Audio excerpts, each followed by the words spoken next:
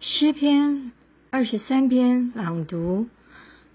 耶和华是我的牧者，我必不致缺乏。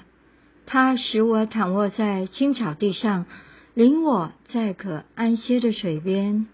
他使我的灵魂苏醒，为自己的名引导我走义路。我虽然行过死荫的幽谷，也不怕遭害，因为主与我同在。主的杖，主的竿都安慰我。在我敌人面前，主为我摆设筵席。主用油膏了我的头，使我的福杯满溢。我一生一世必有恩惠慈爱随着我，我且要住在耶和华的殿中，直到永远。